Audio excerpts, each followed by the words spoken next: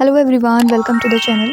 आज के हमारी इस क्लास में हम लोग एसएससी जीडी 2025 के एग्ज़ाम से रिलेटेड जीके एंड जीएस की टॉप एमसीक्यूज़ को डिस्कस करने वाले हैं। ये हमारा प्रैक्टिस सेट 7 है। इसके पहले 6 सेट्स को ऑलरेडी हम कवर कर चुके हैं, जिसमें बहुत ही इंपॉर्टेंट क्वेश्चंस को कलेक्ट करके आपके सामने प्रेजेंट किया गया है और उनका डिटेल्ड एक्सप्लेनेशन भी है, तो उन क्लासेस को ज़रूर कवर करें। स्टार्ट करते हैं अपने फर्स्ट क्वेश्चन से। पहला क्वेश्चन है हमारा, 11 जुलाई को प्रत्येक वर्ष कौन से दिवस के रूप में मनाया जाता है? तो 11 जुलाई को हर साल विश्व जनसंख्या दिवस मनाया जाता है, यानी वर्ल्ड पॉपुलेशन डे के रूप में सेलिब्रेट किया जाता है। अब कुछ important national and international days को डिस्कस करते हैं, जो कि एग्जाम में कई बार पूछे गए हैं। विश्व जनसंख्या दिवस 11 जुलाई। विश्व पर्यावरण दिवस जो है ये 5 जून को सेलिब्रेट किया जाता है। विश्व जल संरक्षण दिवस जो है ये 22 मार्च को मनाया जाता है। विश्व स्वास्थ्य दिवस 7 अप्रैल को। राष्ट्रीय खेल दिवस जो है ये 29 अगस्त को मनाया जाता है। राष्ट्रीय प्रौद्योगिकी दिवस यानी टेक्नोलॉजी डे जो है ये 11 मई को सेलिब्रेट किया जाता है। इसके अलावा में कुछ और इम्पॉर्टेंट डेज़ को रिवाइज करते हैं, जैसे राष्ट्रीय मतदाता दिवस जो है, मतदाता दिवस ये सेलिब्रेट किया जाता है 25 जनवरी को। राष्ट्रीय पर्यटन दिवस जो है ये 25 जनवरी को ही सेलिब्रेट किया जाता है। इसके अलावा में कुष्ठ निवारण दिवस जो है, राष्ट्रीय कुष्ठ निवारण दिवस ये 30 जनवरी को सेलिब्रेट करते हैं। राष्ट्रीय प्रवासी भारतीय दिवस ये 9 जनवरी को सेलिब्रेट किया जाता है। अंतर्राष्ट्रीय लुई ब्रेल दिवस ये 5 जनवरी को सेलिब्रेट करते हैं। राष्ट्रीय बालिका दिवस 24 जनवरी को सेलिब्रेट किया जाता है, ध्यान में रखेंगे, राष्ट्रीय बालिका दिवस है ये। और 25 जनवरी को क्या सेलिब्रेट करते हैं? मतदाता दिवस।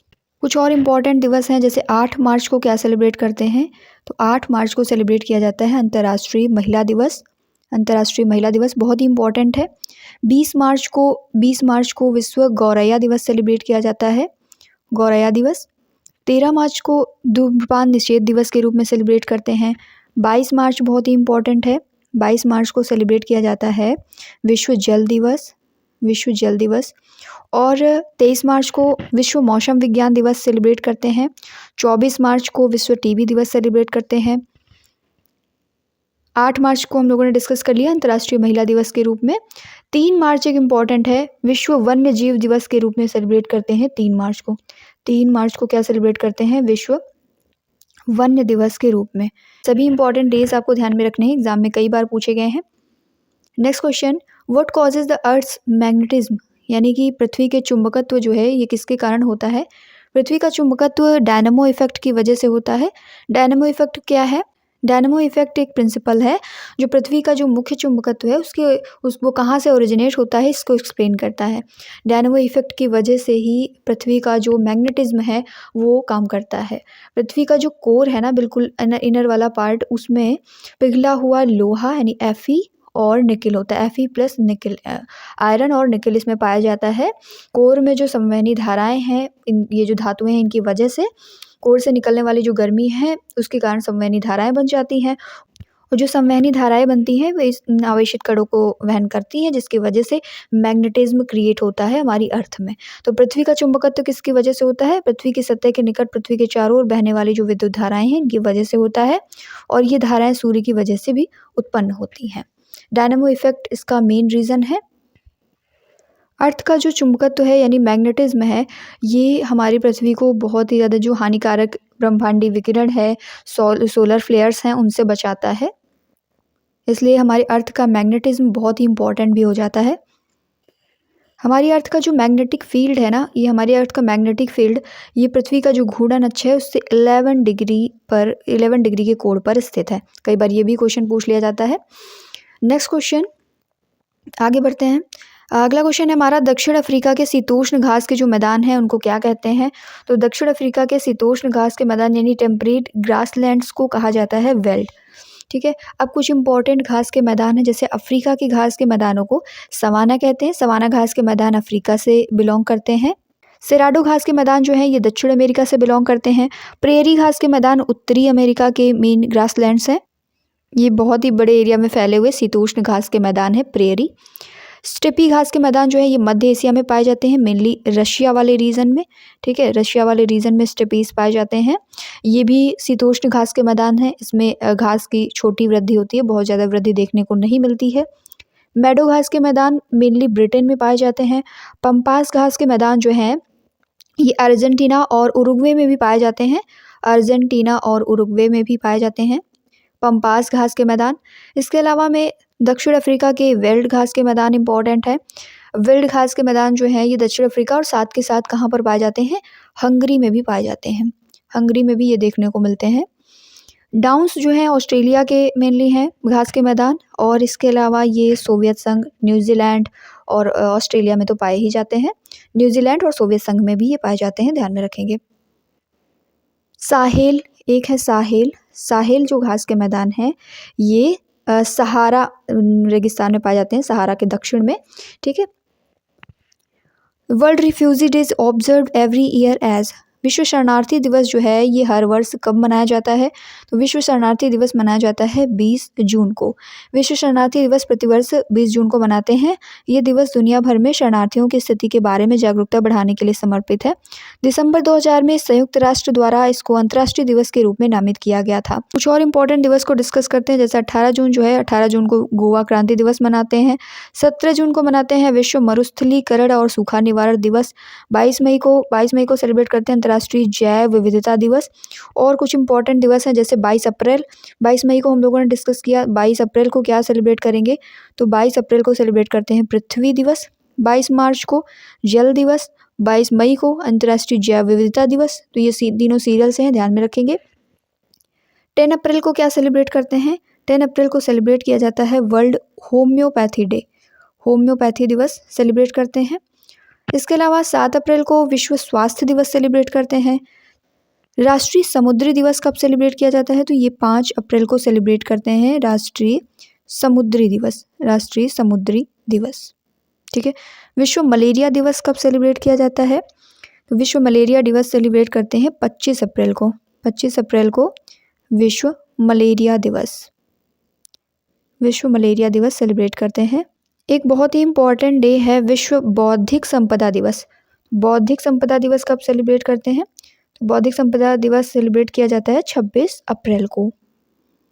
26 अप्रैल को। जलियांवाला बाग नरसंहार जो है 13 अप्रैल को हुआ था, तो जलियांवाला बाग नरसंहार के रूप में जाना जाता है 13 अप्रैल को। आरबीआई के स्थापना दिवस के रूप में 1 अप्रैल को सेलिब्रेट करते हैं इसको। आरबीआई का स्थापना दिवस है, ठीक है।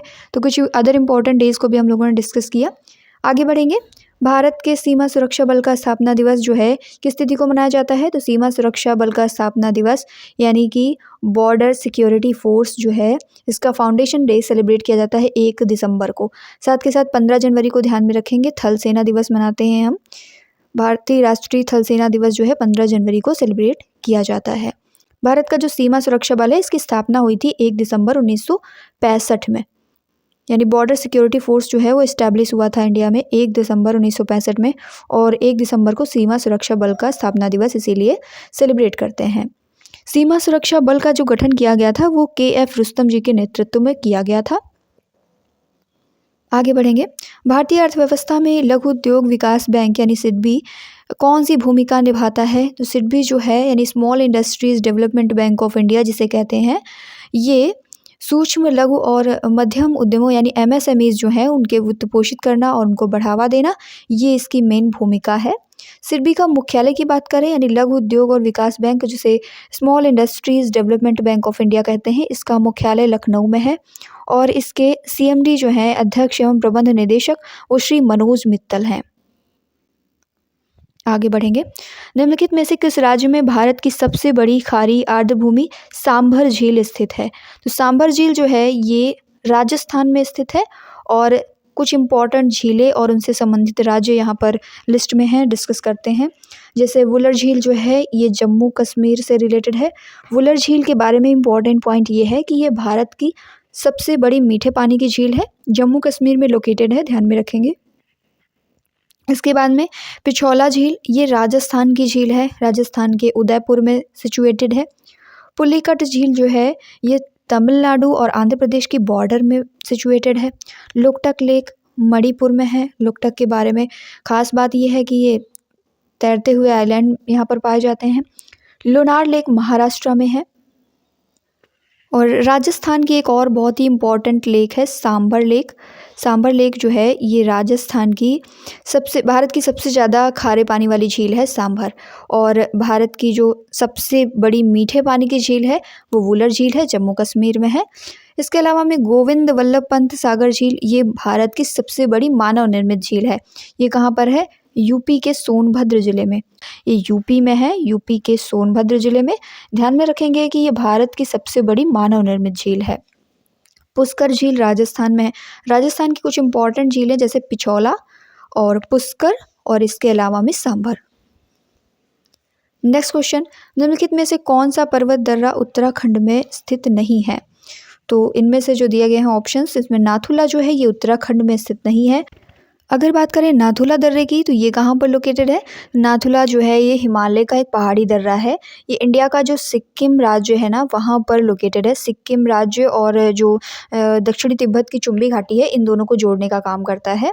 इसके अलावा जो 3 दर्रे और दिए गए हैं ऑप्शन में, ये सभी उत्तराखंड में स्थित हैं। ठीक है, तो आप देख सकते हैं यहाँ पर इंडिया के कुछ इंपॉर्टेंट दर्रे दिखाए गए हैं। तुजू दर्रा जो है ये मणिपुर में है। अरुणाचल प्रदेश की कुछ इंपॉर्टेंट दर्रे हैं जैसे बोमडिला, यांग्याप और दिफू। सिक्किम के नाथुला और जेलेपला, ये इंपॉर्टेंट हो जाते हैं। जम्मू कश्मीर के इंपॉर्टेंट दर्रे हैं जोजिला, पीरपंजाल, काराकोरम, बनिहाल और बुर्जिला। हिमाचल प्रदेश के इंपॉर्टेंट दर्रे हैं रोहतांग, सिपकिला और बाड़ालाचा। उत्तराखंड के कुछ इंपॉर्टेंट दर्रे नीति दर्रा, लिपुलेख, माना दर्रा, लावाधुरा, लंपियाधुरा, ये सभी जो हैं उत्तराखंड में स्थित हैं। तो इनमें से कौन सा उत्तराखंड में स्थित नहीं है? तो नाथुला जो है ये सिक्किम में स्थित है, उत्तराखंड में नहीं है। Next question, women freedom fighter of India, ये बुक किसने लिखी है? तो ये बुक लिखी गई है संजय यादव के द्वारा। कुछ और इम्पॉर्टेंट बुक्स हैं जैसे अर्थशास्त्र चाणक्य के द्वारा लिखी गई। प्लेइंग इट माई वे, ये सचिन तेंदुलकर ने लिखा है। Birth of cinema Gopal Krishna के द्वारा लिखी गई बुक है।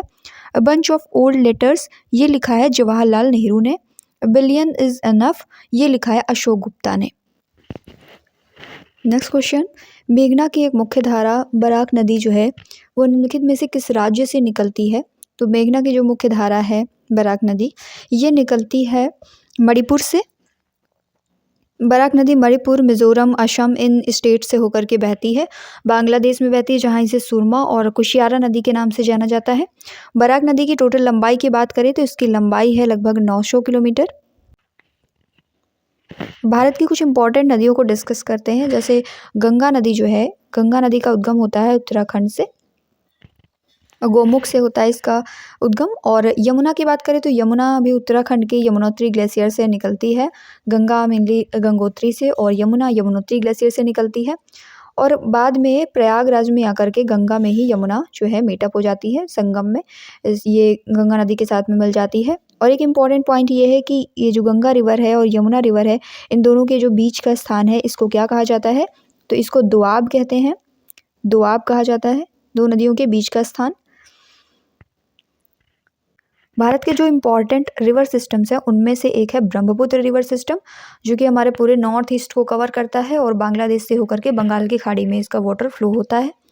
दूसरा है सिंधु रिवर सिस्टम, ये भी बहुत ही इंपॉर्टेंट है। ठीक है, और तीसरा है गंगा नदी river system. Ganga river system जो है इसमें यमुना और इसकी कई सारी छोटी बड़ी सहायक नदियाँ आकर के मिलती हैं। सिंधु की भी सहायक नदियाँ हैं। सिंधु का उद्गम जो है ये तिब्बती पठार जो है वहाँ पर मानसरोवर झील से होता है। सिंधु यहाँ से निकल कर के इंडिया होती हुई पाकिस्तान में जा कर के फिर अरब सागर में अपना मुहाना यानी अपना जल गिराती है।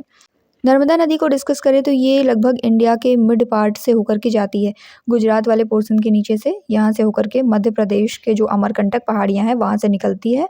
और अपोजिट डायरेक्शन में, अपोजिट क्यों? क्योंकि हमारी जो ढलान है वो इस तरीके से है, मतलब सारी नदियाँ लगभग बंगाल की खाड़ी में आकर के गिरती हैं साउथ की, लेकिन 2 महत्वपूर्ण नदियाँ हैं जो कि एक्सेप्शन है इस मामले में, नर्मदा और दूसरी है तापी। नर्मदा और तापी जो हैं ये अपोजिट डायरेक्शन में बहती हैं, भ्रंश घाटी से होकर के बहती हैं, अरब सागर में अपना जल गिराती हैं। नर्मदा नदी निकलती है अमरकंटक पहाड़ी से मध्य प्रदेश में। और अगर हम लोग डिस्कस करें सोन नदी की, तो सोन जो है ये गंगा की सहायक है। ये भी अमरकंटक की पहाड़ियों से निकलती है, सोनभद्र से मिर्ज़ापुर होते हुए बिहार पहुंचती है। ये जो गंगा रिवर है और इधर से आती हुई ब्रह्मपुत्र, ये दोनों बांग्लादेश में मिलकर के बंगाल की खाड़ी में अपना जल गिरा देती हैं। यहीं पर सुंदरवन डेल्टा स्थित है। ठीक है, तो ये नदियों का पूरा सिस्टम है। Which amendment made the right to education in a fundamental right? किस संशोधन ने शिक्षा के अधिकार को मौलिक अधिकार बनाया था? तो शिक्षा के अधिकार को मौलिक अधिकार बनाए हैं 86 नंबर अमेंडमेंट ने। संविधान में आर्टिकल 21A इसके तहत जोड़ा गया और इस अनुच्छेद के मुताबिक जो 6 से 14 साल के बच्चे हैं उनको मुफ्त और अनिवार्य शिक्षा दिए जाने का प्रावधान रखा गया था।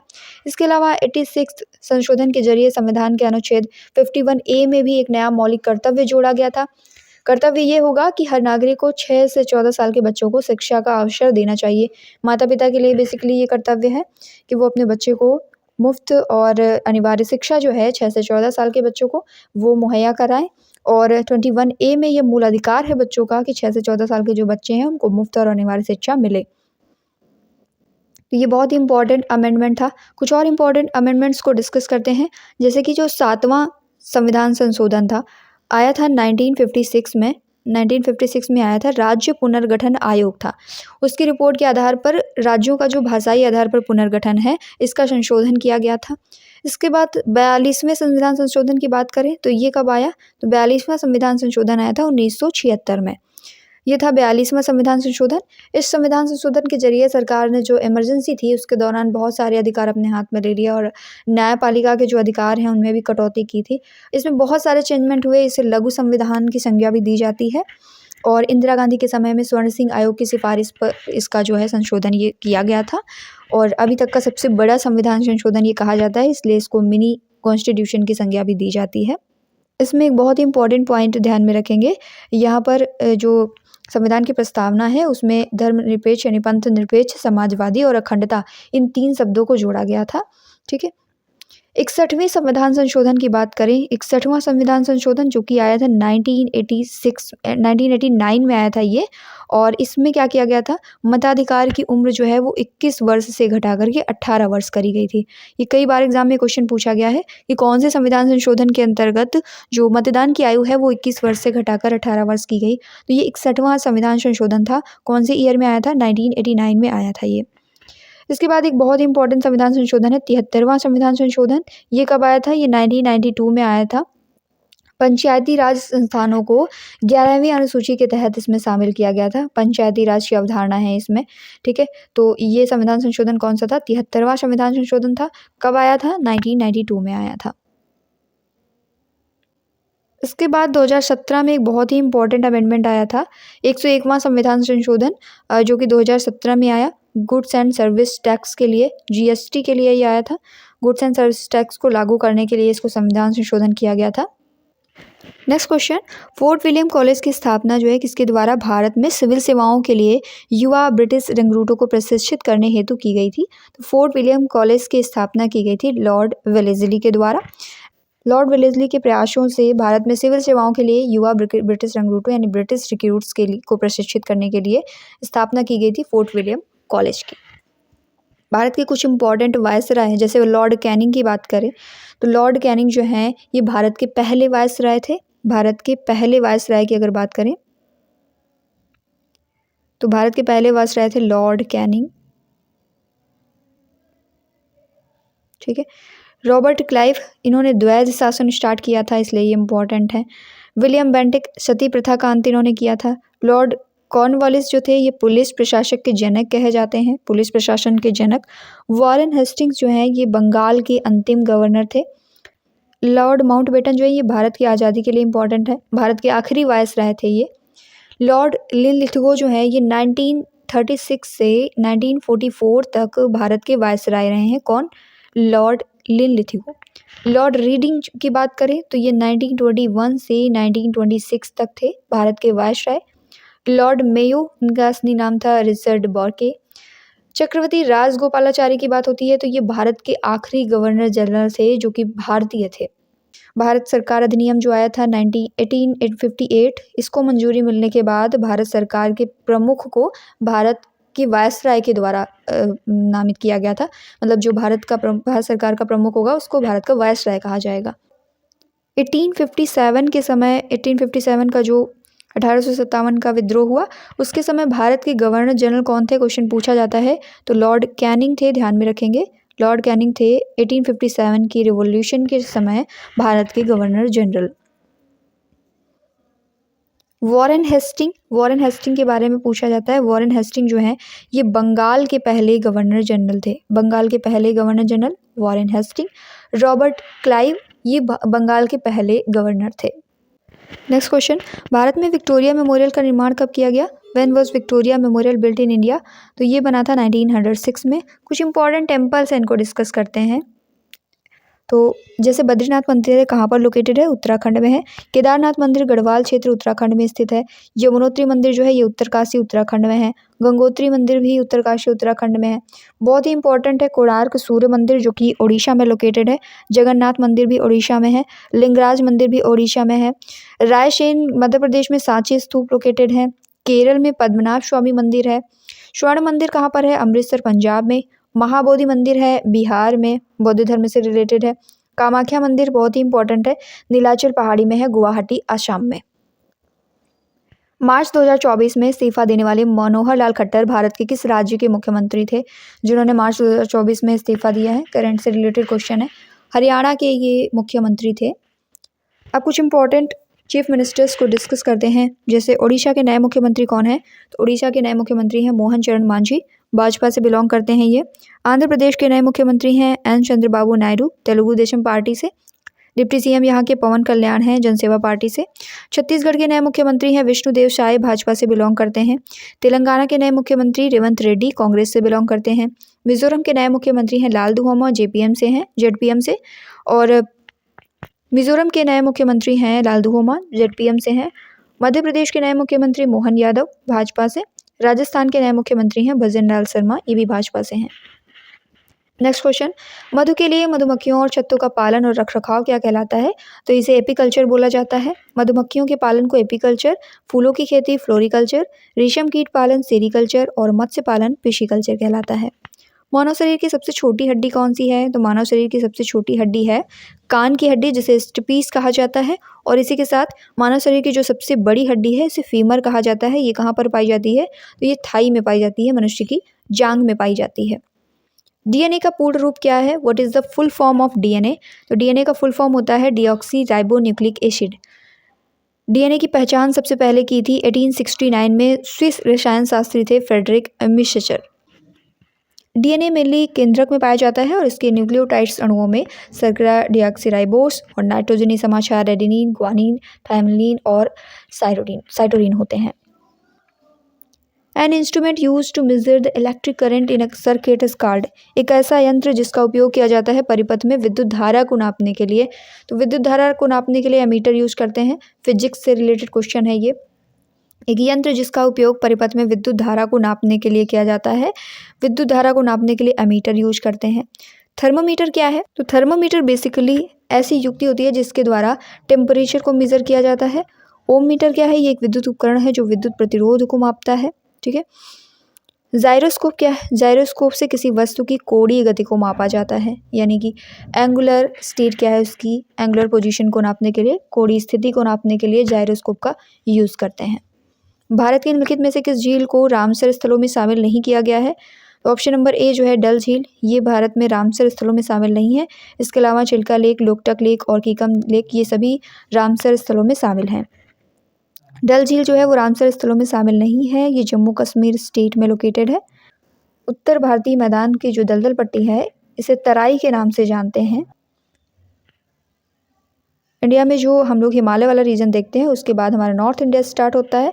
तो उत्तर भारत के जो मैदान है उनमें जो दलदली पट्टी है यानी पहाड़ों की जस्ट नीचे फुटहिल वाला रीजन, इसको तराई का क्षेत्र कहा जाता है। ये क्षेत्र पश्चिम में यमुना नदी से लेकर के पूरब में ब्रह्मपुत्र नदी तक पूरा फैला हुआ है। दोआब क्या है? तो दोआब दो नदियों के बीच का एरिया कहलाता है। जैसे गंगा नदी और यमुना नदी है तो ये प्रयागराज में इनका संगम होता है, तो इनके बीच का जो एरिया है इसको कहते हैं दोआब। दोड्डा बेटा किस पर्वत श्रृंखला का सर्वोच्च शिखर है? तो दोड्डा बेटा जो है ये नीलगिरी का सर्वोच्च शिखर है। पूर्वी और पश्चिमी घाट के पर्वत जो है नीलगिरी पर्वत श्रृंखला में मिलते हैं। जो हम साउथ इंडिया में देखते हैं ये पूर्वी घाट और ये पश्चिमी घाट, ये कहाँ पर आकर के मिलते हैं? तो ये नीलगिरी पर्वत श्रृंखला में मिलते हैं और इसका सर्वोच्च शिखर है डोडा बेटा। इसकी ऊंचाई कितनी है? इसकी ऊंचाई है 2637 मीटर। दक्षिण भारत का दूसरा सर्वोच्च शिखर है ये। अरावली पर्वत श्रृंखला की बात करें तो इसका सर्वोच्च शिखर है माउंट आबू और ये 1722 मीटर पर स्थित है, माउंट आबू की पहाड़ियाँ। सतपुड़ा पर्वत श्रृंखला जो है इसका सर्वोच्च शिखर है धूपगढ़, जिसकी ऊंचाई है 1350 मीटर। पंचमढ़ी के निकट महादेव पर्वत पर यह स्थित है। दादा साहब फाल्के पुरस्कार पाने वाले प्रथम व्यक्ति का नाम बताना है। तो दादा साहब फाल्के अवार्ड जो है वो सबसे पहले देविका रानी को मिला था। Next question, in which part of Indian constitution are the fundamental rights of citizen included? नागरिकों के मूल अधिकार भारतीय संविधान के किस भाग में सम्मिलित किए गए हैं? नागरिकों के मूल अधिकार भाग 3 में सम्मिलित किए गए हैं। कुछ इंपॉर्टेंट पॉइंट्स जैसे कि भारत के संविधान के भाग 3 में नागरिकों के मूल अधिकार हैं। भाग 1 में क्या है? भाग 1 में संघ का नाम और राज्य क्षेत्र आता है। भाग 4 के ए में मूल कर्तव्यों का वर्णन है। भाग 7 में पहली अनुसूची के भाग ख के राज्य आते हैं। भारतीय संविधान के किस संशोधन द्वारा लोकसभा सीटों की संख्या को 525 से बढ़ाकर के 545 सदस्य कर दिया गया था? तो ये 31वां संविधान संशोधन था जिसमें लोकसभा की सीटों की संख्या 525 से बढ़ा करके कितनी कर दी गई थी? 545 कर दी गई थी। ये अधिनियम वर्ष 1973 में पारित किया गया था। कौन सा शिक्षा आयोग 1882 में नियुक्त किया गया था? तो हंटर आयोग जो है ये आया था 1882 में। लॉर्ड रिपन ने भारतीय शिक्षा के विषय में एक कमीशन गठित किया था जिसे भारतीय शिक्षा आयोग कहा गया। विलियम हंटर की अध्यक्षता में आयोग का गठन होने के कारण इसका नाम हंटर कमीशन पड़ा था। कुछ इंपॉर्टेंट राज्य और केंद्र शासित प्रदेश उनकी राजधानियाँ दी गई हैं और बेमेल जोड़ी जो है उसका चयन करना है यहाँ पर। तो ऑप्शन नंबर डी जो है मध्य प्रदेश लखनऊ ये बेमेल है। इसके अलावा तेलंगाना हैदराबाद, असम की राजधानी दिसपुर, लक्षद्वीप की कावारती ये बिल्कुल सही है। इम्पोर्टेंट स्टेट्स और उनकी राजधानियाँ दी गई हैं। अरुणाचल प्रदेश ईटानगर, त्रिपुरा अगरतला, नागालैंड कोहिमा, मणिपुर इम्फाल, मिजोरम आइजॉल, असम दिसपुर, मेघालय शिलोंग, सिक्किम की राजधानी गंगटोक, हिमाचल प्रदेश शिमला, उत्तराखंड देहरादून, पंजाब चंडीगढ़, हरियाणा चंडीगढ़, उत्तर प्रदेश लखनऊ, बिहार पटना, झारखंड रांची, पश्चिम बंगाल कोलकाता, उड़ीसा भुवनेश्वर, मध्य प्रदेश भोपाल, छत्तीसगढ़ रायपुर, राजस्थान जयपुर, गुजरात गांधीनगर, महाराष्ट्र मुंबई, कर्नाटक बेंगलुरु, गोवा पणजी और केरल की राजधानी तिरुवनंतपुरम, तमिलनाडु चेन्नई, आंध्र प्रदेश अमरावती और तेलंगाना की राजधानी हैदराबाद। केरल में फसल की कटाई पर कौन सा उत्सव मनाते हैं? तो केरल में फसल की कटाई पर ओणम मनाया जाता है। 10 दिनों तक ये सेलिब्रेट किया जाता है। लोहड़ी की बात करें तो ये हर साल 18 फरवरी को सेलिब्रेट करते हैं। सिख समुदाय के लोग पूरे उत्तर भारत में इसको मनाते हैं। बैसाखी मनाया जाता है अप्रैल महीने में पंजाब में फसल कटने पर। पोंगल सेलिब्रेट किया जाता है तमिलनाडु में। इसी के साथ आज की क्लास हमारी यहीं पर एंड होती है। वीडियो अच्छी लगे तो लाइक करना ना भूलें। चैनल पर नए हैं तो सब्सक्राइब करके बेल आइकन को प्रेस कर लें ताकि आगे आने वाले जो भी सेट्स हैं उनकी नोटिफिकेशन आपको टाइम टू टाइम मिलती रहे। Thank you.